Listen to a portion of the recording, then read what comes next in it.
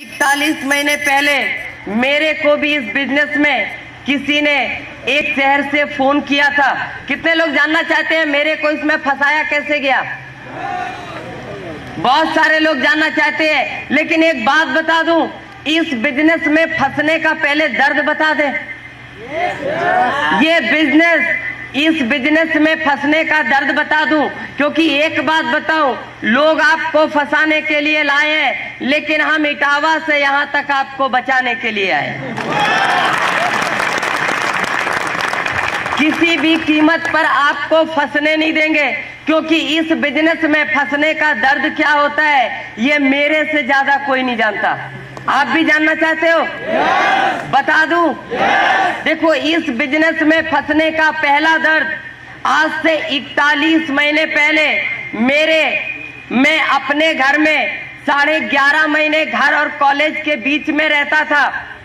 College और घर 11.5 महीने बीत जाते थे साल के, और 10-15 दिन के लिए घर से कहीं बाहर जाने का मौका मिलता है। लेकिन इस बिजनेस में फंसने के बाद पहला दर्द है, आज 11.5 महीने से घर नहीं जा पाया हूं। इस बिजनेस में फंसने का पहला दर्द है। दूसरा भी बता दे क्या जी? इस बिजनेस में फंसने का दूसरा भी दर्द है।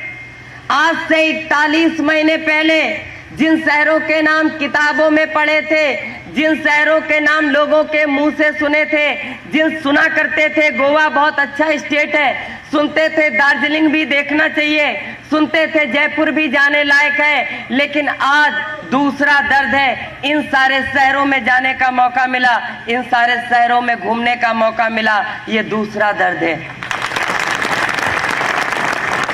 इस बिजनेस में फंसने का एक और दर्द है। बता दे क्या जी?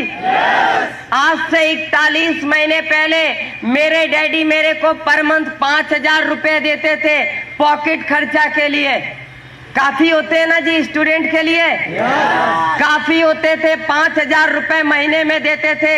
लेकिन इस बिजनेस में फंसने का दर्द है, आज मेरे डैडी मेरे को 5,000 महीने में नहीं देते, लेकिन आरसीएम हर महीने पल्सर खरीदने की इनकम देता है।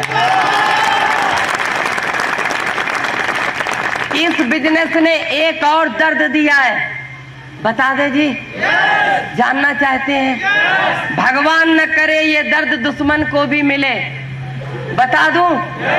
इस बिजनेस ने जो सबसे बड़ा दर्द दिया है वो सिर्फ इतना है कि आज से 41 महीने पहले मेरे शहर के लोग मेरे डैडी के नाम से मेरे को जानते थे, आज हिंदुस्तान के लोग मेरे नाम से मेरे डैडी को जानते हैं। सबसे बड़ा दर्द है। इतने सारे दर्द देता है आरसीएम, करना चाहिए जी? नहीं करना चाहिए। अभी तो शुरुआत है, आगे आगे बताएंगे तो बहुत सारे लोगों के हार्ट अटैक हो जाएंगे। सुनना चाहेंगे जी? बहुत सारे। लेकिन एक बात बताएं, सबसे पहले ये बता दें हमको किसने फंसाया था, कैसे फंसाया? क्योंकि देखो, हर किसी को इस बिजनेस में फंसाया गया है, कोई भी अपनी मर्जी से नहीं आया। और मेरे को जिस इंसान ने फंसाया था वो यूपी के first technical achiever doctor Ghanshyam Yadav ji. Friends, आज से 41 महीने पहले एक इंसान मेरे को फोन करता है और बोलता है, एक बात बता, क्या तू रायबरेली आ सकता है? यूपी का एक दूसरा डिस्ट्रिक्ट है रायबरेली, सुना है ना नाम? मेरे को रायबरेली बोलता है आ सकता है। मैंने कहा मेरे को नहीं आना। बोला नहीं आएगा तो मजा आ जाएगा। मैंने कहा मेरे को कोई भी मजा नहीं लेना। बोला बिजनेस के बारे में बताएंगे। मैंने कहा मेरे डैडी का इतना बड़ा बिजनेस है, उसको ही हम करना चाहेंगे तो करेंगे, बाकी कुछ नहीं करना है। लेकिन वो मेरे को इतना ज्यादा प्रेशर डालते हैं कि मैं अपने शहर इटावा से 350 किलोमीटर दूर रायबरेली जाता हूँ। और जब मैं रायबरेली जाता हूँ, रात को 8:30 बजे उनके घर में पहुंचा, 9:30 बजे 2 लोग मेरे को मिलके प्लान दिखाते हैं, रात को 9:30 बजे से लेके 11:30 बजे तक। कितने घंटे जी? 2 घंटे। और 2 घंटे प्लान दिखाने के बाद बोलते हैं, क्यों जी समझ में आया? मैंने कहा हाँ जी सब कुछ समझ में आ गया। सिर्फ एक ही खतरा था, मैंने सोचा अगर ना कर दिया तो 2 घंटे और चाटेंगे। तुरंत बोला सब कुछ समझ में आ गया। अभी इधर भी पूछेंगे समझ में आया जी, सारे बोलेंगे सब कुछ आ गया, कुछ समझाने की जरूरत नहीं। सही है ना? मैंने भी तुरंत बोला सब कुछ समझ में आ गया। सुबह होती है, बोलते चलो आपको पिकअप सेंटर लेकर चलते हैं। दोनों लोग मेरे को पिकअप सेंटर पर ले जाते हैं और जब पिकअप सेंटर पर जाता हूं तो पिकअप सेंटर के गेट पे जैसे ही पहुंचा, पिकअप सेंटर को देख के हालत खराब हो गई। इतनी जर्जर अवस्था में पिकअप सेंटर, उससे अच्छी पान की दुकान होती है जी। मेरे को दिमाग में एक ही बात आई, रात को तो बड़ी बड़ी हाँक रहा था, इतनी बड़ी कंपनी है, इतना बड़ा टर्नओवर है, ये है वो है, अरे जिसके पिकअप सेंटर का ये हाल है उस कंपनी का क्या हाल हो। लेकिन साहब 2 लोगों के बीच में फंसे थे ना। अंदर जाते हैं, बोरे में से किट निकालता है। किससे निकालता है जी?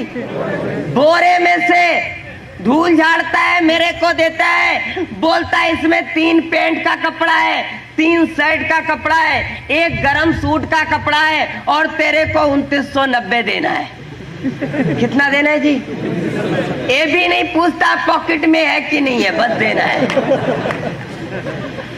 मेरे को 100% लग रहा था, 350 किलोमीटर दूर बुला के ठगा है, नटवर लाल का भी चाचा है। लेकिन मैंने उसको 2990 दिया। उस बैग को लेकर अपने घर पे आया, अलमारी में बंद करके रख दिया। सिर्फ एक ही बात सोची, अगर डैडी ने देख लिया तो बोलेंगे तुम फालतू के बहुत खर्चे करते हो। बात समझ में आ रही है जी? 100% आ रही है? चाटूंगा नहीं, अगर नहीं आ रही है तो बोल दो। आ रही है ना जी? मैंने उसको अलमारी में रख दिया और मैं 9 महीने गुजर जाते हैं। 9 महीने मैं भूल गया कि मैं किसी आरसीएम को जानता हूं। मैंने आरसीएम का कपड़ा लिया है, मैंने आरसीएम का कपड़ा कोई लिया है, किसी को पैसे भी दिए हैं। लेकिन 9 महीने बाद उसी इंसान का फिर फोन आता है। बात समझ में आ रही है ना? क्योंकि एक बात कहते हैं, बुरे दिनों को जितनी जल्दी भुला दो उतना ही अच्छा। तो मैं भी 9 महीने तक भूल गया, लेकिन उस इंसान का फिर से फोन आता है और मेरे को बोलता है यार एक बात बता, क्या फैजाबाद आ सकता है? मैं बोला क्यों? पहले आया था तो आरसीएम में फंसाया था, अब किस में फंसाना है? बोला नहीं यार, आरसीएम के बारे में डिटेल में बताना है। मैंने कहा जब शॉर्ट में बताया था तो 2990 लिया था, डिटेल में कितना लेगा?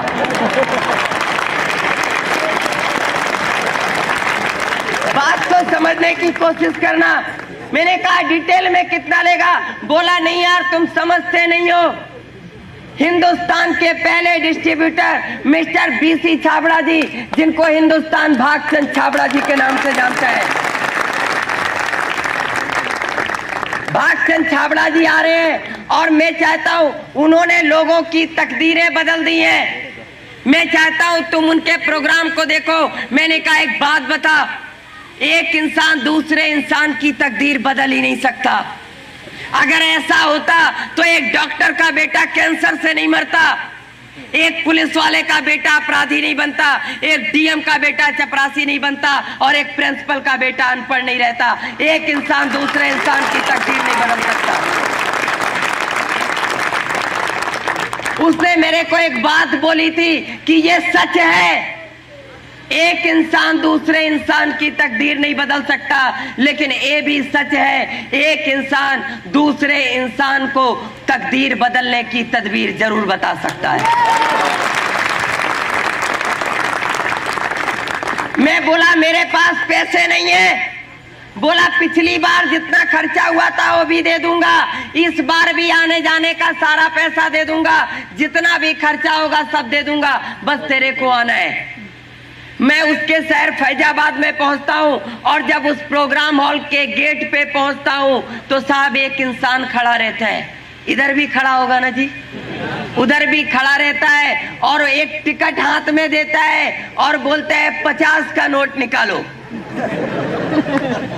मेरे को एक ही बात समझ में आई, कि पिछली बार देखने सुनने का पैसा नहीं लगा था, अब की तो गेट से ही शुरू हो गए। अंदर क्या होगा? 100% समझ में आ रही है? 100%। सोचो, आपको 100% समझ में आ रही है, मेरे को खाली 3 बात समझ में आई थी। आप कहां तक जा सकते हो? सोचने वाली बातें। और 3 घंटे में सिर्फ 3 बात समझ में आई थी। बता दूं क्या बात समझ में आई थी?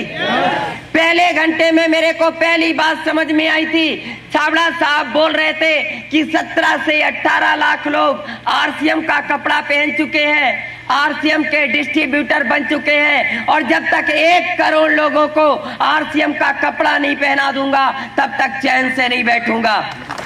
मेरे को पहली बात समझ में आई, 18 लाख लोगों को फंसा चुके हैं, 1 करोड़ को फंसाने की तैयारी है। लेकिन दूसरे घंटे में छाबड़ा साहब बोल रहे थे, उनके बोलने का तरीका अच्छा लग रहा था, उनके बात करने का स्टाइल अच्छा लग रहा था, उनके समझाने का सलीका अच्छा लग रहा था। और दूसरे घंटे में दूसरी बात मेरे को समझ में आती है, अरे ये तो खाली 1 करोड़ फंसा पाएंगे, अगर इनके जैसा बोलना मेरे को आ जाएगा, मैं 8-10 करोड़ फंसा लूंगा। लेकिन फ्रेंड्स, आखिरी घंटे में जो बात मेरे को समझ में आई थी, उसने मेरी सोच को बदल दिया, मेरी जिंदगी को बदल दिया, मुझे फर्श से अर्श तक पहुंचा दिया। आखिरी बात भी बता दूं क्या? जानना चाहते हैं? आखिरी में मेरे को सिर्फ एक बात समझ में आई थी कि अगर मैं आरसीएम नहीं कर सकता तो हिंदुस्तान में कोई नहीं कर सकता। अगर मेरे को आरसीएम से रॉयल्टी टेक्निकल नहीं आ सकता तो हिंदुस्तान में किसी को भी नहीं आ सकता। 3 घंटे के प्रोग्राम के बाद होटल में छाबड़ा साहब से मुलाकात होती है, उनसे बहुत सारी बातें होती हैं, और उनसे मिलने के बाद मैं वापस अपने शहर में आता हूं। एक कागज पे मैंने 100 लोगों के नाम लिखे थे। कितने के जी? 100 लोगों के नाम लिखे थे, और 1 महीने के अंदर 100 लोगों को प्लान दिखाया था। कितनों को जी? 100 को। और मेरे को एक ही आंसर मिला था। बता दूं? मेरे को सिर्फ एक ही आंसर मिला था, नो, मैं नहीं कर सकता, मेरे को नहीं करना, तू फंस गया, मेरे को मत फंसा, मैं तेरे जैसा बेवकूफ नहीं हूं। उल्लू समझ रखा है क्या? मेरे को ये आंसर मिले थे, और मैं सच कहता हूं, अगर 10-20 लोग मना कर दे तो क्या होगा जी? क्या होता है आपका? है जी? हौसला पर अच्छों की हवा निकल जाती है जी। 100 लोगों ने मना कर दिया, मेरी भी सारी की सारी निकल गई। मैंने तुरंत अपने अपलाइन को फोन किया, मैंने कहा सर एक बात बताओ, पूरे इटावा डिस्ट्रिक्ट में एक मई बेवकूफ मिला था फंसाने के लिए। बोले क्यों, क्या हुआ? मैंने कहा दूसरा कोई फंसता ही नहीं है। बोले अरे बात तो बताओ क्या हुआ? मैंने कहा ये पूछो क्या नहीं हुआ। जो लोगों ने कभी नहीं कहा था वो आरसीएम में आने के बाद कहा। बात समझ में आ रही है ना? बोले नहीं यार डिटेल में बताओ। मैंने उनको डिटेल में सारी बात बताई, और मैं आज भी थैंक्स बोलता हूं उस great upline mister Ghanshyam Yadav ji का, जिन्होंने मेरे को, उन्होंने मोबाइल पे मेरे को एक स्टोरी सुनाई थी, और मोबाइल पे जो मेरे को स्टोरी सुनाई थी, मैं सच कहता हूँ उस स्टोरी ने मेरे अंदर जो उत्साह भरा था, जो ताकत भरी थी, उस स्टोरी को आज भी जब कभी मैं निराश हो जाता हूँ, जब कभी मैं हताश हो जाता हूँ, उस स्टोरी को एक बार याद कर लेता हूँ, और मैं सच कहता हूँ उसके बाद जब खंबा भी सामने आ जाता है तो उसको भी आरसीएम समझ में आ जाता है। सुना दूं स्टोरी? जानना चाहेंगे? मेरे को सर ने एक स्टोरी सुनाई थी कि एक मूर्तिकार था, उसको एक छोटी सी मूर्ति बनाने के लिए छोटे से पत्थर के टुकड़े की जरूरत थी। वो एक बड़े से पत्थर के पास जाता है और उस पत्थर पे 100 बार हथौड़ी से चोट करता है, लेकिन पत्थर का टुकड़ा नहीं टूटता। वो हताश हो जाता है, निराश होकर घर वापस चला आता है। एक दूसरा शिल्पकार उसी पत्थर के पास जाता है, और जैसे ही हथौड़ी से चोट करता है, पत्थर का टुकड़ा टूटकर बाहर आ जाता है। बात ये नहीं थी कि पहले शिल्पकार के हाथों में ताकत नहीं थी, बात ये भी नहीं थी कि पहले शिल्पकार के हथौड़ी में पावर नहीं थी, बात ये भी नहीं थी कि पहले शिल्पकार का इरादा मजबूत नहीं था। बात सिर्फ इतनी सी थी कि वो पत्थर 100 चोटें सह चुका था, बस एक की जरूरत थी।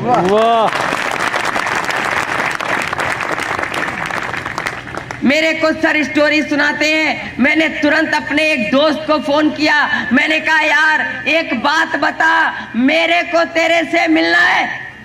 बोला टाइम नहीं है। मैंने कहा नहीं यार मैं मिलना ही चाहता हूं। बोला यार जब टाइम ही नहीं है तो मिलेंगे कैसे। मैंने कहा एक साल में 365 दिन होते हैं जी, एक महीने में 30 या 31 दिन होते हैं, एक हफ्ते में 7 दिन होते हैं और एक दिन में 24 घंटे होते हैं। मेरे को तेरे से सिर्फ 1 घंटे के लिए मिलना है। कितना जी? 1 घंटे के लिए मिलना है। बोला यार मैं टाइम निकाल ही नहीं पाता हूं। मैंने कहा मैंने रतन टाटा का इंटरव्यू पढ़ा था, उनके इंटरव्यू में एक बात थी, उन्होंने कहा था कि महीने में 2-4 दिन का टाइम मैं भी निकाल सकता हूँ, महीने में 2-4 दिन के टाइम मेरे पास भी होता है, मैं भी कुछ नया कुछ रचनात्मक काम कर सकता हूँ। अरे सोचने वाली बात है, इस देश के उद्योगपति के पास महीने में 2-4 दिन का टाइम हो सकता है, लेकिन इस देश के रोडपति के पास 1 घंटे का टाइम नहीं है। बात को समझने की कोशिश करना। बोला ठीक है मैं तेरे से 1 घंटे के लिए मिल सकता हूं। एक बात बता, रात को 10 बजे मेरे घर आ सकता है क्या? सोचने वाली बात है। मैं चंबल घाटी का रहने वाला हूं। कितने लोगों ने नाम सुना है जी चंबल घाटी का? बहुत सारे लोगों ने सुना है। तो मैं चंबल घाटी का रहने वाला हूँ। रात को 9 बजे के बाद लोग अपने घर का गेट नहीं खोलते, भले ही मेहमान आ जाए। और वो मेरे को बोलता है रात को 10 बजे मेरे घर आ सकता है क्या? उसके घर से मेरा घर 10 किलोमीटर दूर है। मैंने मन में एक ही बात सोची, तेरे को फंसाना है। 10 बजे क्या, रात को 12 बजे भी आ जाऊंगा।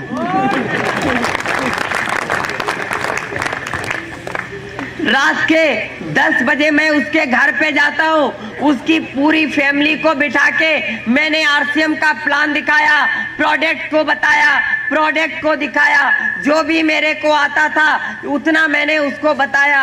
और सब कुछ जानने के बाद मेरे से बोलता है यार वो सब तो ठीक है, लोगों के पास रॉयल्टी आ गई होगी, लोगों के पास टेक्निकल भी आ गया होगा, लेकिन एक बात बता, अगर कंपनी भाग गई तो?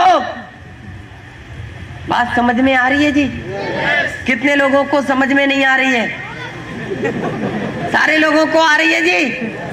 बोला अगर कंपनी भाग गई तो? मैंने कहा यार नहीं भागेगी। बोला नहीं मान ले भाग गई तो? मैंने कहा क्यों मान ले? बोला बस यूं ही मान ले, यूं ही मान ले भाग गई तो।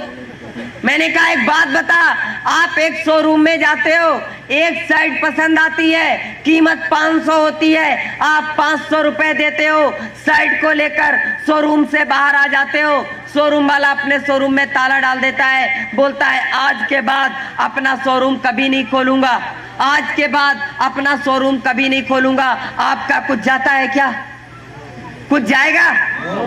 देखो यस या नो बोलते रहो। अगर देखो एक मैं आपको बात बताऊं कि बहुत सारे लोग क्या करते हैं, मुंडी ऐसे हिला रहे हैं, समझ में आ रही है यस। बहुत सारे लोग ऐसे ऐसे कर रहे हैं, समझ में आ रही है नो। बहुत सारे लोग पता ही नहीं चल रहा है यस है कि नो है।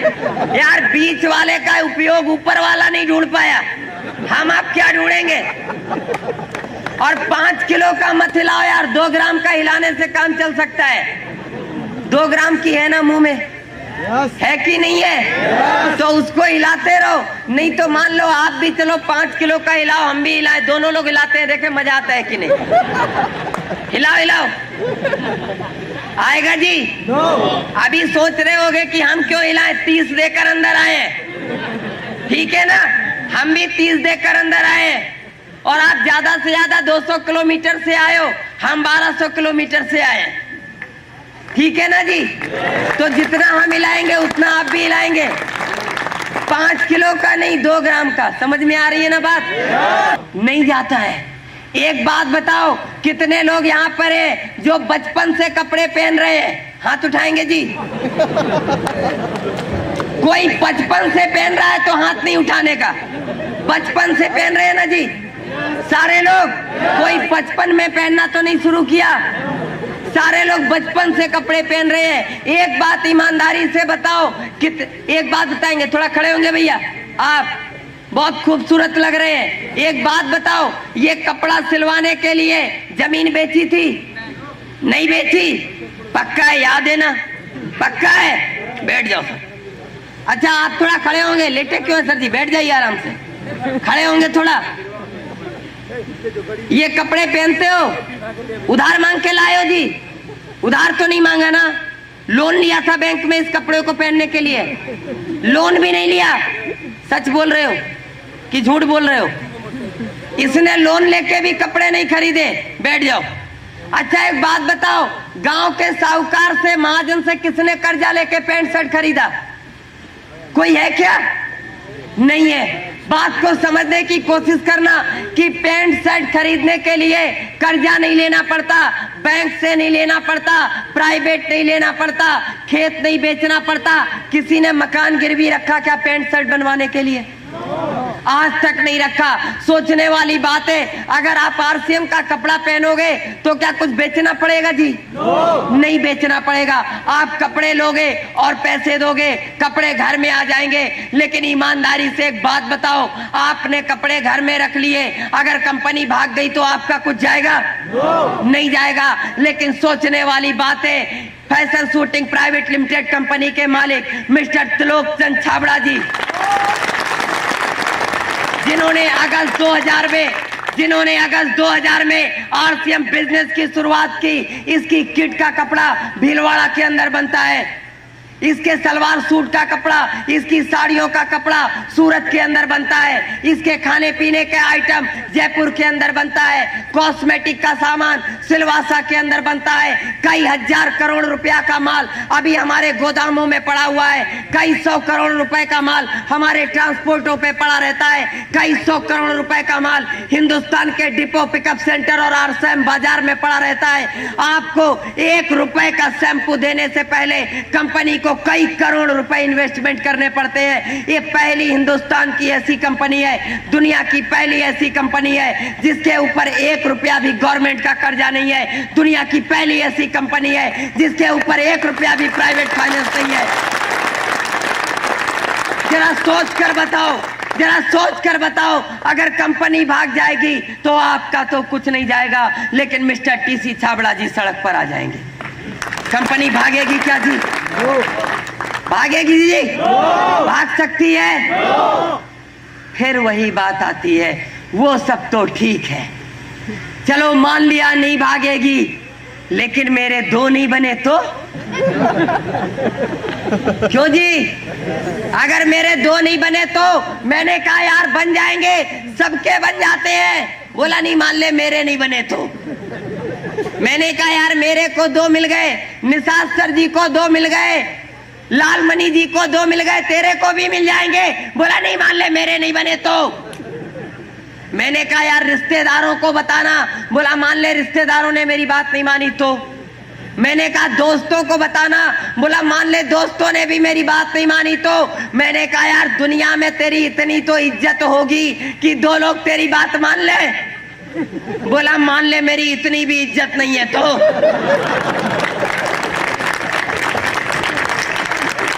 मैं बोला तो एक काम कर, जब तेरी इतनी भी इज्जत नहीं है तो चुल्लू पर पानी में डूब के मर जा। अरे यार सीधी सी बात है, जिस आदमी की इतनी भी इज्जत नहीं है उसको मर जाना चाहिए। और गारंटी है मेरी, मरने के बाद 4 मिल जाएंगे, कंधा देने आएंगे। और लिख कर जाना, उन 4 में से 2 आरसीएम में आ जाएंगे। अरे जीते जी अपनी तकदीर नहीं बना सकता, मरने के बाद बच्चों की तकदीर बना के जाओ। बोला चलो ठीक है, मैंने मान लिया, मेरे 2 बन गए, उन दोनों के भी 2-2 बन गए। उन दोनों के भी 2-2 बन गए, उन दोनों के भी 2-2 बन गए। ऐसे तो एक दिन पूरे डिस्ट्रिक्ट के लोग ज्वाइन हो जाएंगे। जो लास्ट में आएगा उसका 2 किधर से आएगा? मैं बोला कोई बात नहीं, अपन अपने डिस्ट्रिक्ट से बाहर चलेंगे। यूपी में और भी डिस्ट्रिक्ट है। बोला मान ले सारे डिस्ट्रिक्ट के लोग ज्वाइन हो गए, पूरा यूपी ज्वाइन हो गया, जो लास्ट में आएगा वो 2 कहां से लाएगा? मैं बोला कोई बात नहीं, अपन यूपी से बाहर चलेंगे, बिहार चलेंगे, झारखंड चलेंगे, पंजाब चलेंगे, हरियाणा चलेंगे, गुजरात चलेंगे, बंगाल चलेंगे, आसाम चलेंगे। बोला मान ले सारे स्टेट के सारे लोग ज्वाइन हो गए, पूरा हिंदुस्तान ज्वाइन हो गया, जो लास्ट में आएगा उसका 2 कहां से लाओगे? अभी अपना ठिकाना नहीं था, अभी पूरा इंडिया ज्वाइन हो गया तो मैं बोला कोई बात नहीं, अपन एशिया में चलेंगे। बोला मान ले पूरा एशिया भी ज्वाइन हो गया तो मैं बोला यार यूरोप में भी कंपनी पहुंच जाएगी। बोला मान ले पूरा यूरोप भी ज्वाइन हो गया तो मैं बोला अपन अफ्रीका, अमेरिका, ऑस्ट्रेलिया महाद्वीप पे चलेंगे। बोला मान ले पूरी दुनिया ज्वाइन हो गई, दुनिया में कोई भी नहीं बचा, जो लास्ट में आएगा ना वो 2 कहां से लाएगा? मैं बोला ऐसा तो हो ही नहीं सकता। बोला क्यों नहीं हो सकता? मैंने कहा नहीं हो सकता। बोला क्यों नहीं हो सकता? मैंने कहा देखो ऊपर वाले ने दुनिया को बनाया है और ऊपर वाले को दुनिया को चलाना भी है। अगर सारे लोग आरसीएम में आ जाएंगे तो सारे लोग लखपति करोड़पति बन जाएंगे। अरे जब सारे लोग लखपति करोड़पति बन जाएंगे तो रिक्शा कौन चलाएगा? बात को समझने की कोशिश करना। आने वाले समय में कुछ लोग आरसीएम में आएंगे, कुछ लोग नहीं आएंगे, कुछ लोग लखपति बनेंगे, कुछ लोग करोड़पति बनेंगे और कुछ लोग खाली पत्नी के ही पति रह जाएंगे। लेकिन एक बात की गारंटी है, आने वाले समय में जो लोग आरसीएम कर रहे हैं वो लोग भी कार पे होंगे और जो लोग नहीं कर रहे हैं वो लोग भी कार पे होंगे। फर्क सिर्फ इतना सा होगा, जो लोग कर रहे हैं वो कार के पीछे की सीट पे होंगे और जो लोग नहीं कर रहे हैं वो लोग ड्राइविंग सीट पे होंगे।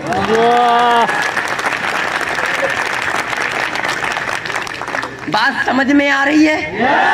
अगर नहीं समझ में आ रही है तो समझने की जरूरत भी नहीं है। आरसीएम नहीं चलेगा। मैंने कहा अब क्यों नहीं चलेगा जी? बोला मान ले लोगों ने हेयर ऑयल लगाना बंद कर दिया तो मैं बोला कोई बात नहीं, लोग क्रीम पाउडर लगाएंगे तो आरसीएम चलेगा। बोला मान ले लोगों ने क्रीम पाउडर लगाना भी बंद कर दिया तो मैंने कहा कोई बात नहीं, लोग नमक मिर्च भुजिया बिस्कुट खाएंगे तो आरसीएम चलेगा। बोला मान ले लोगों ने फल फ्रूट खा के जिंदा रहना शुरू कर दिया तो मैं बोला कोई बात नहीं, लोग नहाएंगे धोएंगे तो आरसीएम चलेगा। बोला मान ले लोगों ने नहाना धोना भी छोड़ दिया तो देखो ये जो तो होती है ना बड़ी खतरनाक होती है। जब जिंदगी में तो आ जाती है तो वो नहीं आती जिसका वो सपना देखते हो।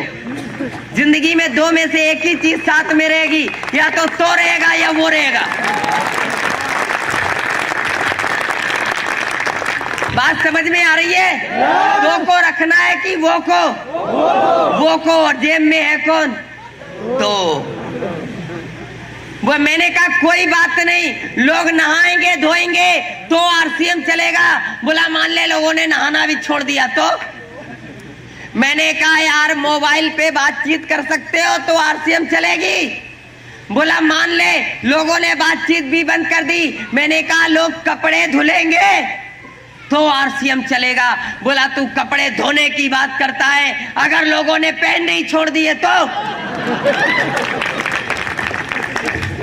मैंने कहा बिल्कुल सही कह रहे हो, अगर लोगों ने कपड़े पहनने छोड़ दिए तो आरसीएम बिल्कुल नहीं चलेगा, क्योंकि आरसीएम बिजनेस सभ्य समाज के लिए है, सभ्य इंसान के लिए है, उस इंसान के लिए है जो कपड़े पहनता है। और दुनिया के अंदर 2 लोगों को कपड़े की जरूरत नहीं होती। 2 लोग कपड़े नहीं पहनते, वो या तो जानवर होता है या पागल होता है। और जानवरों के लिए आरसीएम नहीं है और पागलों के लिए आरसीएम नहीं है। सिर्फ इतना बता दो, सिर्फ इतना बता दे, सिर्फ इतना बता दो, इन दो में से तुम किस कैटेगरी में आते हो? बात समझ में आ रही है जी? दो लोगों के लिए आरसीएम नहीं है, या तो वो 1000 प्रॉब्लम है और तुम मरा नहीं जिंदा है। 1000 प्रॉब्लम है और उसके बाद भी तो जिंदा है, तो एक काम और कर, एक और प्रॉब्लम ले ले, आरसीएम 1001 हो जाएगी। अरे जब 1000 में नहीं मरा तो 1001 प्रॉब्लम में भी नहीं मरेगा, मेरी गारंटी है। मरेगा क्या जी? अरे जो 100 किलो के बोझ से नहीं मरा, 2 ग्राम और लाद दोगे तो क्या मर जाएगा? नहीं मरेगा। लेकिन इस बात की गारंटी है कि अगर आरसीएम नाम की एक और प्रॉब्लम ले लोगे तो 5 साल अगर 1001 प्रॉब्लम के साथ जी लोगे तो इस बात की गारंटी है 1000 प्रॉब्लम खत्म हो जाएगी, खाली एक प्रॉब्लम रह जाएगी, आरसीएम आरसीएम आरसीएम। कहूंगा आरसीएम का साबुन ले लो, सर्फ ले लो। शर्म आती है, मैं नहीं कर सकता। क्यों जी? आती है ना। एक बात ईमानदारी से बताओ, यहाँ पर कितने लोग ऐसे हैं जिनके पास अमिताभ बच्चन से ज्यादा पैसा है? हाथ उठाएंगे जी? कोई है क्या? अमिताभ बच्चन से ज्यादा किसी के पास पैसा है? यस या नो? नहीं है। अमिताभ बच्चन से ज्यादा पैसा नहीं है। ईमानदारी से बताओ, अमिताभ बच्चन से ज्यादा नाम है क्या? अमिताभ बच्चन से ज्यादा नाम भी नहीं है। ईमानदारी से बताओ, अमिताभ बच्चन जैसा किसी का बेटा है क्या? अमिताभ बच्चन जैसी बहू है क्या? नहीं है। अरे कुछ लोग बोल नहीं रहे, लगता बाकी लोगों की है। यस या नो? नहीं तो हम भी चुप। यस या नो बोलते रहेंगे। अमिताभ बच्चन जैसी बीवी है क्या?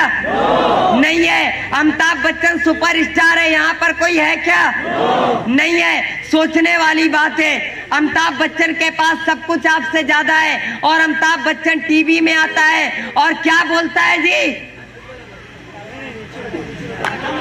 हाजमोला खाओ। अमिताभ बच्चन टीवी में आकर बोलता है च्यवनप्राश खाओ, तंदुरुस्ती बढ़ाओ। उसको टीवी में बोलने में शर्म नहीं आती है। वो टीवी पे आके बोलता है च्यवनप्राश खाओ, तंदुरुस्ती बढ़ाओ। आप बीबी से नहीं बोल सकते आरसीएम की चाय पिलाओ।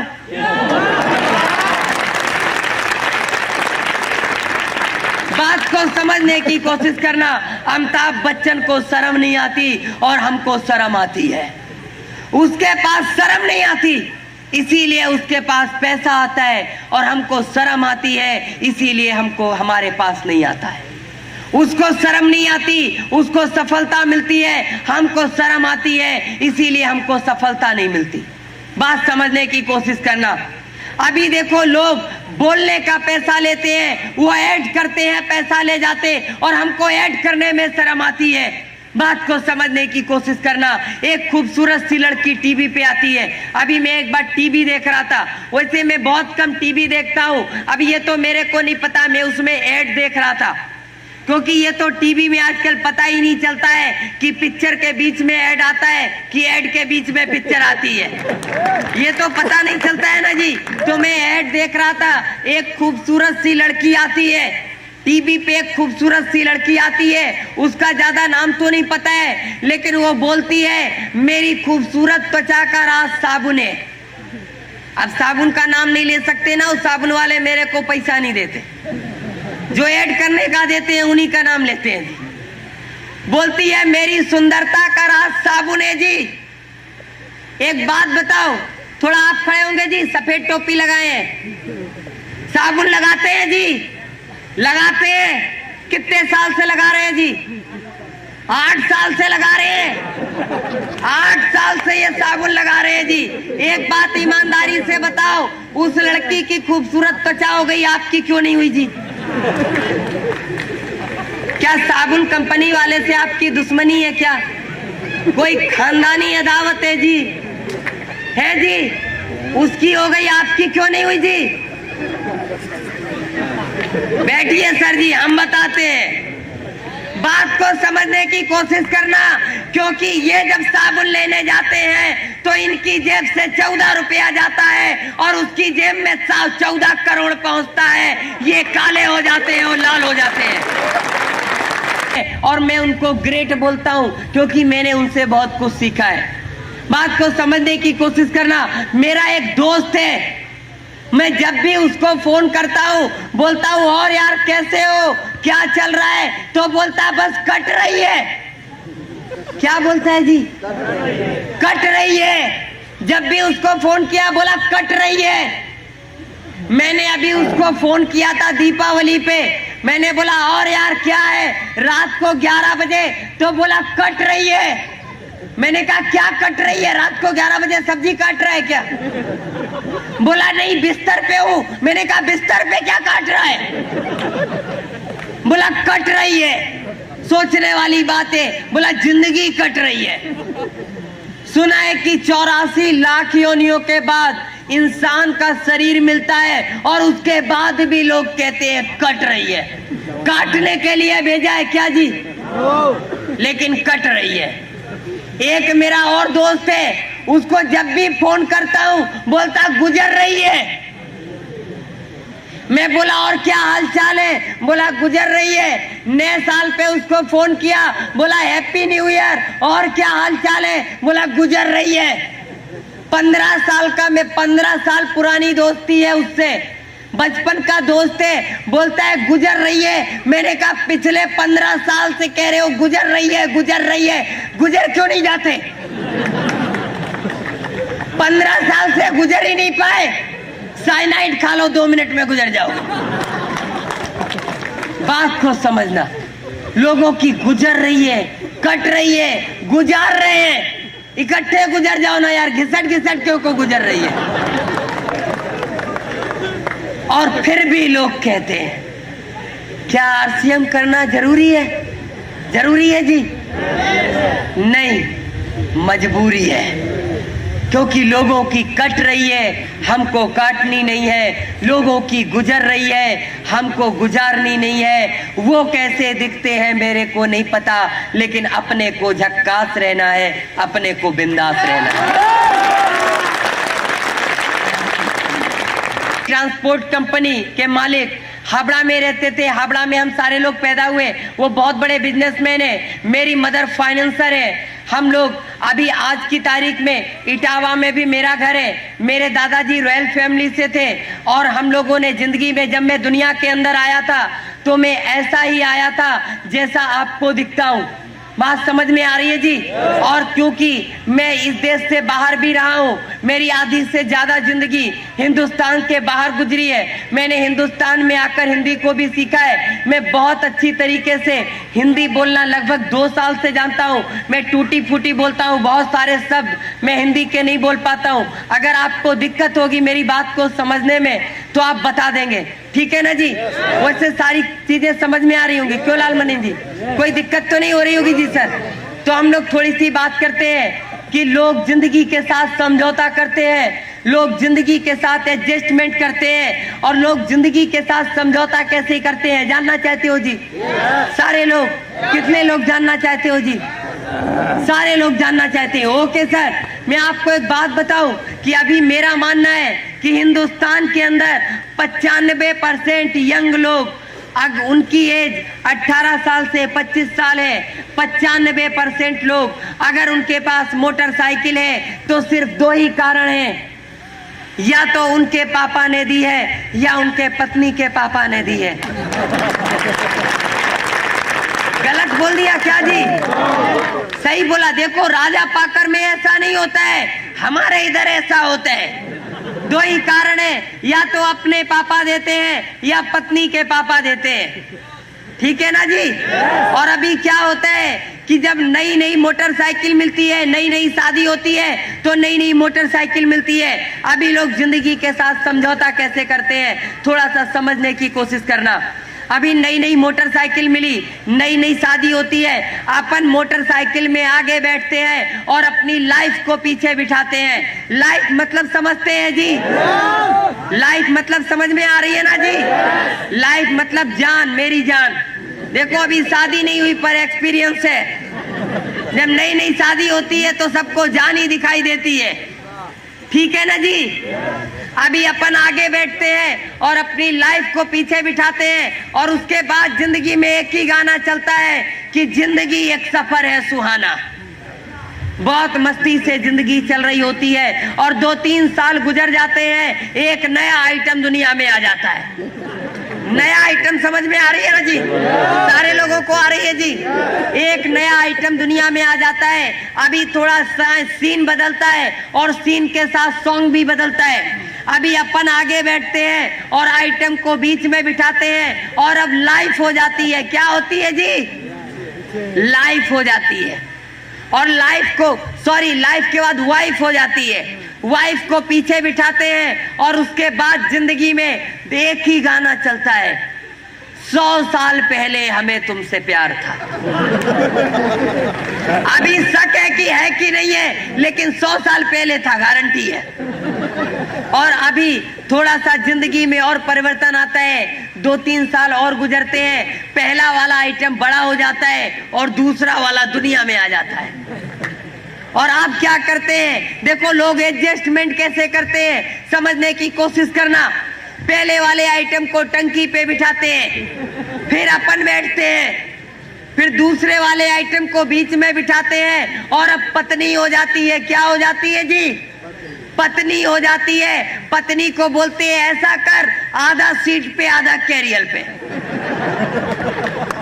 एडजस्टमेंट करते हैं लोग और उसके बाद जिंदगी में एक ही गाना चलता है, जाने कहां गए वो दिन। गलत तो नहीं बोल रहा ना जी? बहुत सारे लोगों को सीन याद आ रहा होगा, क्यों जी? लेकिन साहब कुछ समय और गुजरता है, 1-2 साल गुजरते हैं और 1-2 साल बाद क्या होता है कि जो पहला वाला आइटम रहता है वो थोड़ा सा और बड़ा हो जाता है। वो जब थोड़ा सा और बड़ा हो जाते हैं, उसको टंकी पे बिठाते हैं और बोलते हैं बेटा मुंडी टेढ़ा करके बैठ। बात समझ में आ रही है? अपन पीछे बैठ के चलाएंगे, अगर वो मुंडी सीधा रखेगा तो पीछे से आगे दिखेगा नहीं। बोलते हैं बेटा मुंडी टेढ़ा रख के बैठ। फिर अपन बैठते हैं, फिर दूसरे वाले आइटम को बिठाते हैं, फिर फैमिली हो जाती है, उसको बोलते हैं ऐसा कर, आधा सीट पे आधा कैरियर पे, और तीसरे वाले को कस के पकड़ने का। गलत तो नहीं है ना जी? और उसके बाद जिंदगी में जो गाना चलता है वो हमेशा चलता है, वो पूरी जिंदगी भर चलता है और तब तक चलता है जब तक ऊपर से कंफर्म रिजर्वेशन का टिकट नहीं आ जाता। पता है जी क्या चलता है? उसके बाद जिंदगी में एक ही सीन चलता है कि मैं रो पड़ता हूं जब गुजरा जमाना याद आता है। बहुत सारे लोगों को याद आ रहा होगा गुजरा जमाना। आ रहा है जी? देखो बात को समझने की कोशिश करना। लोग जिंदगी के साथ एडजस्टमेंट करते हैं, लोग जिंदगी के साथ समझौता करते हैं, लोग जिंदगी के साथ जीते हैं। बात को समझने की कोशिश करना। जब मोटरसाइकिल की जरूरत थी तब मोटरसाइकिल थी, जब कार की जरूरत थी तभी भी मोटरसाइकिल है, और जब मिनी बस की जरूरत है तभी भी मोटरसाइकिल है। लोग जिंदगी को जी नहीं रहे हैं, लोग जिंदगी को काट रहे हैं। बात को समझने की कोशिश करना। लोग एडजस्टमेंट कर रहे हैं, लोग समझौते कर रहे हैं और उसके बाद भी कहते हैं क्या आरसीएम करना जरूरी है? क्यों जी? सारे लोग जिंदा हैं क्या? हम समझे कि सारे लोग सुसाइड कर लेंगे। देखो यार, बोलते चालते रहोगे ना तो मेरे को लगेगा जिंदा हो जाते हैं। उसके बाद आलू को छांटा जाता है, बड़ा बड़ा आलू एक तरफ, मीडियम आलू एक तरफ और एकदम छोटा छोटा छर्री आलू एक तरफ। ठीक है ना जी? ऐसे और उसको बाजार में बेचते थे। लेकिन उसी गांव में एक किसान था, जब सारे लोग आलू छांट के तैयार होते थे तब तक वो अपना आलू बाजार में बेच के घर आ जाता था। सारे किसान बड़े परेशान कि ये अपना आलू इतनी जल्दी छांट कैसे लेता है, जबकि खोदने हम लोगों के साथ ही जाता है, एक साथ खोद के लाता है, फिर ये छांट कैसे बेच के कैसे चलाता है। सारे किसान उस किसान के पास जाते हैं और बोलते हैं भैया एक बात बताओ, तुम्हारा आलू इतनी जल्दी छट कैसे जाता है? वो बोलता है जी मैं कुछ नहीं करता, मैं आलूओं को खोदता हूँ, बैलगाड़ी में लादता हूँ और गांव की सबसे खराब सड़क से होते हुए बाजार में जाता हूँ।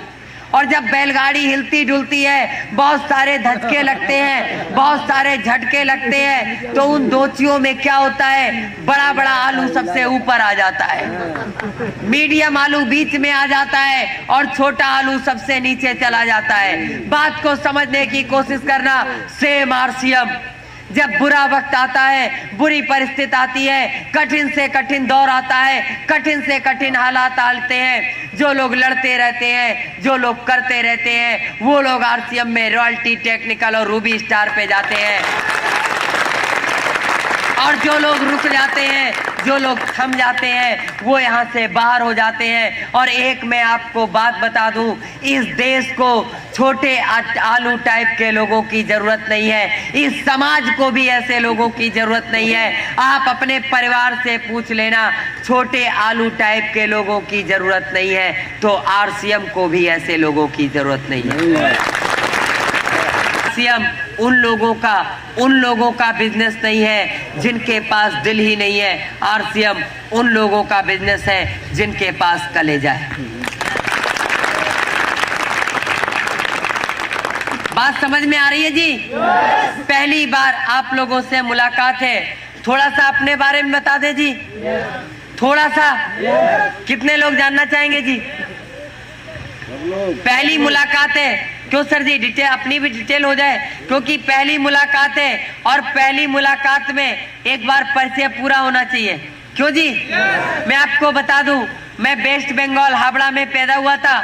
मैं जैसा दिखता हूँ, मैं दुनिया के अंदर ऐसा ही आया था। और जब मैं दुनिया के अंदर आया था, उसके बाद से दुनिया के बड़े बड़े डॉक्टरों ने मेरा इलाज किया, दुनिया में कई देशों के डॉक्टरों ने मेरा इलाज किया, और मेरा 9 साल तक मेरी जिंदगी हॉस्पिटलों में बीती। और उसके बाद मैं अपने घर पे आया था, जब सारे डॉक्टर्स ने इस बात को मना कर दिया कि नहीं ठीक कर सकते, उसके बाद मैं अपने घर पे आया था। मैं दुनिया का सबसे निगेटिव इंसान था, और शायद मेरे जैसा निगेटिव इंसान दुनिया के अंदर नहीं था। मैं हमेशा निगेटिव ही सोचता था, सिर्फ और सिर्फ निगेटिव सोचता था, और इतना निगेटिव सोचता था कि आज मैं बता नहीं सकता। मैं हर चीज को ना बोलता था, मैं हर चीज को ना जानता था, लेकिन मैं थैंक्स बोलता हूँ अपने मम्मी डैडी को, जिन्होंने मेरे को कॉलेज में पढ़ने के लिए भेजा, मेरे दादी बाबा को, जिन्होंने बहुत कोशिश की मेरे को पढ़ाने की, और बहुत सारी कोशिश की। और मैं थैंक्स बोलता हूँ उस टीचर को जिसने मेरे को पेन पकड़ना सिखाया था, और आज यहाँ कंप्यूटर भी चला सकते हैं। बात को समझने की कोशिश करना। मेरे डैडी से जब मेरे को बोलते थे स्कूल में जाना है, तो मैं बोलता था मैं नहीं पढ़ सकता। काफी कोशिशों के बाद उन्होंने मेरे को सिर्फ एक ही बात बोली थी, कुछ नहीं करना है, आपके टीचर जो कहते हैं सिर्फ वही करते रहो। मैंने कहा मैं नहीं कर सकता। बोले वो वही काम बोलेंगे जो आप कर सकते हो, वो ऐसा कोई भी काम नहीं बोलेंगे जो आप नहीं कर सकते हो। बात को एक मैं आपको और बता दूं बात, कि 9 साल तक जब मैं हॉस्पिटलों में रहता था, मेरे को दुनिया के सिर्फ 3 रिश्तों के बारे में पता था। मेरे को पता था एक डॉक्टर होता है, मेरे को पता था एक नर्स होती है, मेरे को पता था कि डॉक्टर और नर्स से पेशेंट का रिश्ता होता है, और तीसरा रिश्ता मेरे को पता था कि एक दोस्ती होती है।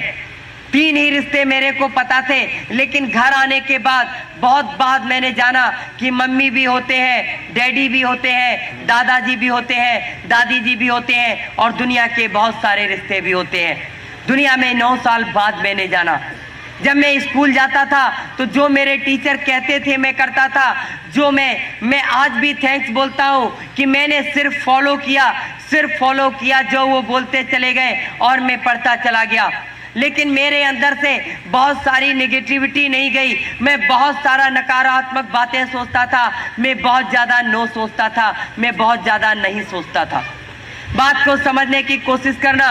एक बार मेरे घर में सफाई हो रही और उसमें बहुत सारे सामान घर से बाहर रखे होते हैं, और एक टेबल पर एक बहुत खूबसूरत डायरी रखी थी, बहुत ही खूबसूरत डायरी थी। और बस उस डायरी को देखकर मैं यूं ही उसके पन्ने को पलटने लगा, मेरे डैडी की डायरी थी और मैं उसको पढ़ने लगा। जब मैंने उसको पढ़ना शुरू किया तो उस डायरी में एक डेट थी 15 फरवरी।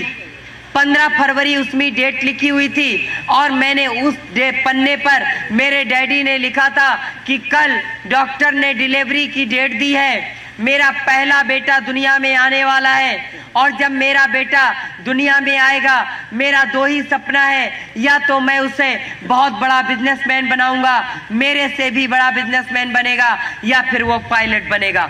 ये मेरे डैडी का सपना था। जब मैंने उस पन्ने को पलटा उसमें अगली डेट लिखी हुई थी। अगले पन्ने पे सिर्फ एक बात लिखी हुई थी, सिर्फ एक लाइन लिखी थी कि आज मेरा सपना टूट गया। क्या लिखा था जी? आज मेरा सपना टूट गया।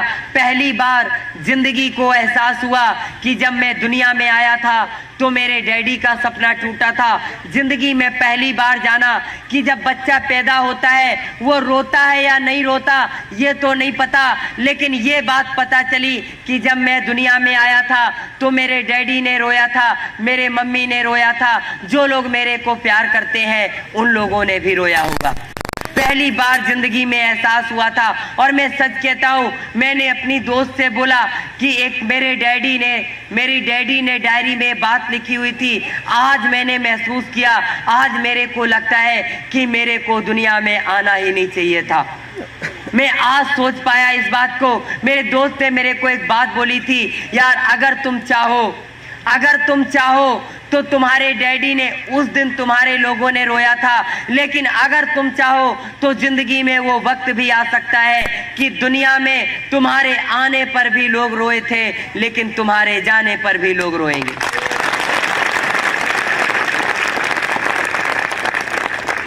मैं सच कहता हूँ, उस दिन के बाद मेरे दिमाग की सोच बदलनी शुरू हुई। बहुत ज़्यादा मैं नहीं कहता कि मैं पॉजिटिव हो गया, लेकिन मैंने अपनी एजुकेशन में मन लगाया और उसके बाद मैंने सेल्स की ट्रेनिंग ली, मैंने प्रैक्टिकल साइकोलॉजी की ट्रेनिंग ली, मैंने ट्रेनिंग देना शुरू किया।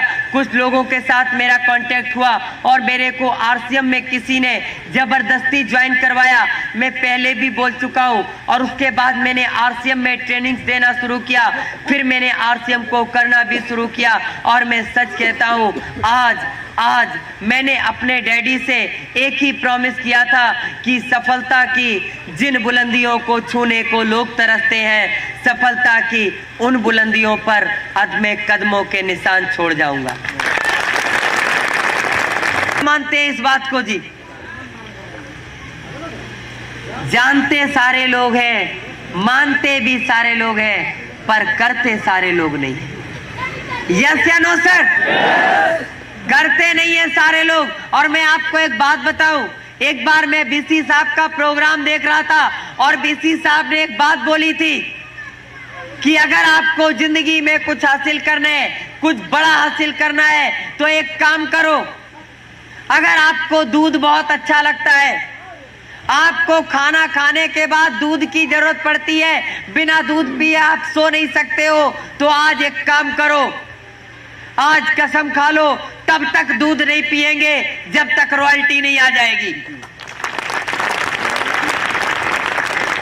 बात को समझने की कोशिश करना।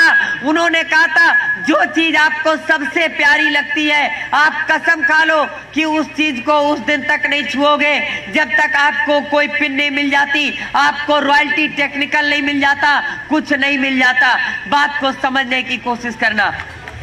मैंने भी एक बात को सोचा था और मैंने अपने सर जी को बोला था, अपनी ग्रेट अपलाइन को बोला, मैंने उनसे प्रॉमिस किया था कि सर जी उस दिन तक मैं अपने घर नहीं जाऊंगा जब तक मेरे को एमराल्ड स्टार नहीं आ जाएगा। क्योंकि मैं एक बात बताऊं, दुनिया में सबसे ज्यादा अच्छा मुझे अपना घर लगता है। बताऊं, ऐसा कुछ भी नहीं है, ऐसा कुछ भी नहीं है। एक बात को ध्यान से अपने दिमाग में नोट कर लेना, चाहे कॉपी पे नोट कर लेना, चाहे दिल में नोट कर लेना, लेकिन आज मेरी बात को नोट कर लेना कि बिगड़े हुए हालात की तस्वीर बदल सकती है। बिगड़े हुए हालात की तस्वीर बदल सकती है। बस से बदतर हाल में तकदीर बदल सकती है। मानता हूं किस्मतें, मानता हूं मैं खुदा, किस्मतें लिखता है मगर, मानता हूं मैं खुदा, किस्मतें लिखता है मगर, आदमी अगर चाहे ले तहरीर बदल सकती है, तहरीर बदल सकती है, तहरीर बदल सकती है। बात को समझने की कोशिश करना। बात समझ में आ रही है जी? 100% आ रही है जी? अब एक बात बताओ, जो लोग फंसे नहीं है जी, अब वो लोग बोलेंगे आरसीएम में फंसना चाहिए जी, है जी? कितने लोगों ने किताब पढ़ी है जी? थोड़ा ईमानदारी से हाथ उठाना, और हाथ उठाने से पहले सोच लेना, क्योंकि सर जी ने पूरी इजाजत दे दी, खूब ढंग से ठुकाई पिटाई। क्यों जी? तो सर जी सोच समझ के हाथ उठाइएगा। कितने लोगों ने पढ़ी है? जीतने वाले कुछ नया नहीं करते, हर काम को नए ढंग से करते। किसी ने पूरा उठाया, किसी ने आधा उठाया। अच्छा, आधा पढ़ा है वो आधा उठाएगा। पूरा बाद का बिजनेस है, और ये बिजनेस 8-9 साल बाद का बिजनेस है। और 8-9 साल बाद आपको, एक आम आदमी को, एक रिक्शा चलाने वाले को भी, एक करोड़पति आदमी को भी ये बिजनेस समझ में आने लगेगा। अभी समझाने के लिए सेमिनार करना पड़ता है, और उसके बाद सेमिनार नहीं करना पड़ेगा। उसके बाद लोगों को समझाने के लिए सेमिनार नहीं करना पड़ेगा। उसके लिए हम लोगों को इतना बड़ा सब आयोजन नहीं करना पड़ेगा, इतनी सारी प्रॉब्लम्स का सामना नहीं करना पड़ेगा। एक बार MM निषाद साहब बोलेंगे कि आपके राजा पाकर में BC छाबड़ा साहब का प्रोग्राम होगा, आपके राजा पाकर में यहाँ पर एक बहुत बड़ी स्क्रीन होगी, और वहां पर आप उनका प्रोग्राम देख सकोगे। गलत तो नहीं बोला सर जी? ये अत्याधुनिक बिजनेस है। आने वाले समय में आप लोग डिस्ट्रीब्यूटर हैं, सिर्फ बात की गंभीरता को समझो। आने वाले समय में, आज जब RCM मोबाइल दे सकता है, आज जब RCM कंप्यूटर दे सकता है, आज जब RCM दुनिया की बड़ी बड़ी कंपनियां RCM से हाथ मिला सकती है, तो क्या वो दिन दूर है जब RCM का खुद का चैनल होगा? दूर है क्या? दूर नहीं है। और एक दिन आप RCM का चैनल लगाओगे, और मुकेश कोठारी साहब का सेमिनार चल रहा होगा बॉम्बे में, और देख कहां पर रहे होगे? घर पर। एक दिन BC छाबड़ा साहब गुवाहाटी में कर रहे होंगे, आप देख कहां रहे होगे? अरे हम आने वाले समय में हर वो बहाना खत्म कर देंगे जिसके कारण कोई भी हिंदुस्तानी पीछे रह जाए। अरे मीटिंग में आने का टाइम नहीं है, कोई दिक्कत नहीं है। संडे को भी टाइम नहीं है घर में आने का, कोई दिक्कत नहीं है। रात को 10 बजे के बाद घर में क्या करते हो जी? है जी? सोते हैं। 10 बजे के बाद मत सोना। 1 घंटे का सेमिनार पर डे आपके टीवी पर आएगा। RCM का कोई ना कोई लीडर बोलेगा, अपने दोस्तों को फोन कर देना, यार घर पे तो सोते हो, 1 घंटा और जग के प्रोग्राम देख लो। क्यों जी? कैसा लग रहा है? लग रहा है कि हम लोग हवा हवाई बात कर रहे हैं। हवा हवाई बात लगती है, आज लगती है। जब TC छाबड़ा साहब कपड़ा लेकर आए थे, मैं इस कंपनी में, जब मैं कंपनी में विजिट करने जाता हूं, तो अक्सर मेरा एक और काम है कि मैं महीने में एक बार उस समय कंपनी में जाता हूं जब वहां पर भीड़ नहीं होती है। मैंने एक बार TC छाबड़ा जी से मुलाकात की, और TC छाबड़ा जी से बहुत सारी मैं बात किया। तो मैंने सर जी से एक बात पूछी। मैंने कहा, सर जी एक बात बताओ, क्योंकि मैं भी एक नया डिस्ट्रीब्यूटर था। हर एक डिस्ट्रीब्यूटर की एक चाहत होती है कि सर जी अब क्या लॉन्च करने वाले हो? क्यों जी? सर जी यही तो पूछते हैं, अब क्या क्या आने वाला है। मैंने भी सर से पूछा, सर जी एक बात बताइए, अब RCM और क्या क्या लाने वाला है? तो पता है मेरे को आंसर क्या मिला था? जानना चाहते हैं जी? उन्होंने मेरे को एक आंसर दिया था आज से 1.5 साल पहले। एक आंसर दिया था, एक इंसान होने के नाते जो भी आपकी जरूरत है वो RCM पूरी करेगा, और एक बिजनेसमैन होने के नाते जितनी भी आपकी जरूरतें हैं वो भी RCM पूरा करेगा। और क्या चाहिए? साधु जी, आज तक किसी ने ट्रेनिंग प्रोग्राम में बात बताई, लेकिन मैं आपको आज सिखाने नहीं आया। आज हमारी पहली मुलाकात है, और जो टीचर पहली मुलाकात में सिखाने लगता है ना, उससे स्टूडेंट लोग पढ़ते नहीं है। ठीक है ना। जब दोबारा आएंगे तो लोग कहेंगे सेमिनार तक देखना है, ट्रेनिंग में तो बिल्कुल नहीं बैठना है। सही है ना। तो आज मैं आपको महसूस कराने आया हूं, पहले उस चीज को महसूस करो और उसके बाद आप आरसीएम को कर पाओगे, दिल से, दिमाग से और आत्मा से। तो मैंने वहां पर मिश्रा जी से मुलाकात की, बीके मिश्रा जी। मैंने उनसे पूछा, मैंने अशोक श्रीवास्तव जी से बात की, उसके बाद मैंने अनूप गौड़ जी से बात की, मैंने अशोक दीक्षित जी से बात की, और सारे लोगों से जब मैंने बात की तो पता है मेरे को आरसीएम के बारे में क्या बताया गया? बता दे जी। मेरे को बताया, उन सारे लोगों ने जो बात बताई थी अलग अलग, मैं आपको टोटल उसका बता देता हूं क्या थी। उन्होंने बोला था कि टीसी छाबड़ा जी ने जब बोला कि ऐसे ऐसे हम एक बिजनेस करना चाहते हैं, तो वो अपनी बात पे अड़े थे। उन्होंने अपने भाइयों से बात की तो पता है उनके भाइयों ने भी मजाक उड़ा दिया। किसने जी? भाइयों ने भी मजाक उड़ा दिया। बोले अरे ऐसा कहीं होता है। घर में जब बात की तो बोले इतना अच्छा खासा फैशन शूटिंग प्राइवेट लिमिटेड का काम चल रहा है, अमेरिका जैसे देश में हमारा कपड़ा निर्यात होता है। आज हम भारत की टॉप 10 कंपनियों में एक है, शूटिंग्स में टॉप 10 में एक है, और दिमाग खराब है ये सब करने का। उन्होंने भी घर से विरोध सहा। कहां से शुरुआत हुई जी विरोध का? घर से। और घर से ही होती है। जिसके रास्ते में कांटे घर से बिछाए जाते हैं, यकीन मानो उन कांटों को झेल लेना, ये दुनिया आकर उन कांटों को हटा लेगी, उनकी जगह फूलों को बिछा देगी। बोला मेरे को करना है, मेरे को करना है, और मैंने जो सोचा है ऐसा हो सकता है। जब दुनिया में हो सकता है तो इंडिया में क्यों नहीं हो सकता, हिंदुस्तान के अंदर क्यों नहीं हो सकता। काफी उन्होंने बात की, और जब उन्होंने बीसी छाबड़ा साहब से बात की तो बीसी जी ने पता क्या बोला?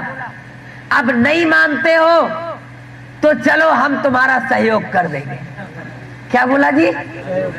नहीं मानते हो तो हम तुम्हारा सहयोग कर देंगे।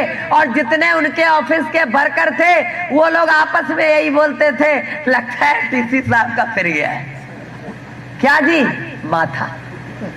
जब भी कोई नया काम करता है, कोई नया काम करता है, कोई ऐसे काम को करने की तैयारी करता है जिसको दुनिया नहीं समझती। जिसने टेलीफोन का आविष्कार किया उसको दुनिया ने पागल कहा, जिसने बल्ब को बनाया उसको दुनिया ने बेवकूफ कहा, जिसने इस दुनिया को कंप्यूटर दिया उसका लोग नाम भी नहीं जानते, जिसने माइक्रोसॉफ्ट बनाया। बात को समझने की कोशिश करना, उन लोगों को बेवकूफ और पागल कहा जाता है जो दुनिया के अंदर नया आविष्कार करते हैं। और आरसीएम हिंदुस्तान के अंदर टीसी छाबड़ा साहब का आविष्कार है। फैशन शूटिंग प्राइवेट लिमिटेड के उसी ऑफिस में जहां आज आप जाते हो जी, वहीं पर वो ऑफिस था। एक उद्घाटन किया गया, और शहर के, चूंकि वो भी एक बहुत बड़े बिजनेसमैन थे, छाबड़ा ग्रुप ऑफ इंडस्ट्रीज एक बहुत सम्मानित परिवार था हिंदुस्तान के अंदर। बहुत सारे बिजनेसमैनों को भी बुलाया गया और उसका नारियल फोड़ा गया। और सबसे पहले ज्वाइन पता किसको करवाया गया है जी? उस ऑफिस के केसी छाबड़ा, बीसी छाबड़ा, वो सब तो मजबूरी थी। क्या मालूम अपना पैसा भी ना दिए हो। बहुत सारे भाई लोग घर में ज्वाइनिंग करवा देते हैं जी। है जी? आपकी वाइफ ज्वाइन है? पैसा वाइफ ने दिया था कि आपने? शायद ऐसे ही सिस्टम हो। ठीक है ना जी। बहरहाल उस ऑफिस के लोगों को ज्वाइन करवाया गया जबरदस्ती, और ऑफिस वालों ने इसलिए ज्वाइन किया कि नौकरी करनी है तो चलो ज्वाइन कर लेते हैं। गलत तो नहीं बोला ना साहब? ये उन लोगों के शब्द थे जो लोग वहां पर आज भी हैं। और उसके बाद आरसीएम की शुरुआत हुई साहब। धीरे धीरे बिजनेस बढ़ा, और सर 6 पैंट के कपड़े थे। कितने थे जी? 6 पैंट के पीस से बिजनेस शुरू हुआ। और जब बिजनेस शुरू हुआ एक बड़ा खासा अच्छा खासा ग्रुप बना। और पता है क्या होता था? कभी कभी बीसी छाबड़ा जी का भी चेक 0 हो जाता था। क्यों? क्योंकि हर महीने लोग ज्वाइन नहीं हो पाते थे, बड़ी प्रॉब्लम आ रही थी। और एक समय ऐसा आया जब सारे लोगों ने हथियार डाल दिए कि नहीं, ये नहीं हो सकता, ये नहीं हो सकता, बिल्कुल नहीं हो सकता, कभी नहीं हो सकता। लेकिन एक इंसान ने उस वक्त भी हथियार नहीं डाले, उसको कहते हैं टीसी छाबड़ा जी। क्योंकि उनका मानना था कि इंसान अगर चाहे तो तहरीर बदल सकता है। भले ही खुदा किस्मत लिखते हैं, लेकिन इंसान लिखे हुए को बदल सकते हैं। ये इंसान के अंदर काबिलियत होती है, बस आपको पहचानने की जरूरत है, बात को समझने की। कल की एनिवर्सरी की सीडी देखी है किसी ने जी? है जी? किसी ने देखी है जी? दिखाने लायक कुछ ऐसा नहीं था जो हम आज दिखा सकते। बस इतना था, पहला सेमिनार, पहला जो इसका एनिवर्सरी था भीलवाड़ा में मनाया गया। बिजनेस उठ रहा था, गिर रहा था, सारे लोगों से बाहर में जाना। और दुनिया का सबसे कठिन काम आज आपको करना है, दुनिया का सबसे कठिन काम आपको करना है। और अगर ये काम आप कर लोगे तो इस बात की गारंटी है, चाहे हमारी आपकी मुलाकात अगर 1 साल बाद भी होगी, चाहे 6 महीने बाद होगी, लेकिन इस बात की गारंटी है कि आज आपका जो भी बिजनेस है उससे कम से कम वो बिजनेस जितना भी आपका है उससे कम 10 से 20% जरूर बढ़ जाएगा। 100% 10 से 20% जरूर बढ़ जाएगा, इस बात की गारंटी है अगर फॉलो करोगे तो। लेकिन बहुत सारे लोग सोचते हैं, लिख लेते हैं, वो डाउनलाइन नहीं आई है उसको सिखा देंगे, ऐसा भी लोग करते हैं। डाउनलाइन को सिखाने के लिए नहीं बोल रहा मैं, पहले मैं आपको सीखने के लिए बोल रहा हूं। पहले कोई भी चीज है पहले आप करोगे, मैं आपको सिखाने नहीं आया। आपको निसार सर जी ने कुछ भी नहीं सिखाया आज तक 4 साल में, क्योंकि वो भी बोलते हम सीख रहे हैं, हम भी बोलते हम सीख रहे हैं, पीसी छाबड़ा साहब भी बोलते सीख रहे हैं, सुरेंद्र साहब भी बोलते सीख रहे हैं, मुकेश कोठारी भी बोलते सीख रहे हैं। यार जब सारे के सारे स्टूडेंट हैं तो मास्टर तो कोई है ही नहीं ना। एक स्टूडेंट दूसरे स्टूडेंट को सिखा सकता है क्या?